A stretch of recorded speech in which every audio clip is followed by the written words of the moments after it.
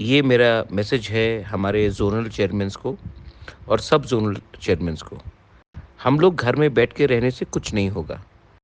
Government of Tripura ने ADC में zonal और सब ज़ोनल को डिज़ास्टर मैनेजमेंट का टीम बना के रखा है।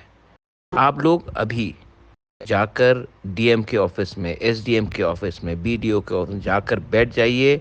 जितना भी हेल्प निकाल सकते हैं निकालिए। और हमारे जो तिपरासा लोग हैं जिनका घर फ्लड्स में बहुत ख़राब तरीके से अफेक्ट हुआ है, जो लोग अभी शेल्टर होम में रह रहे हैं, उनको हेल्प कीजिए।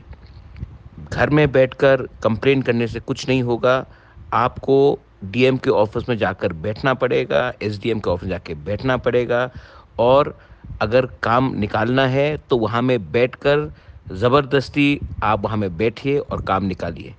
गवर्नमेंट ऑफ त्रिपुरा ने अलाउ किया है डीएम एसडीएम के पास डिज़ास्टर मैनेजमेंट का फंड्स रखने के लिए।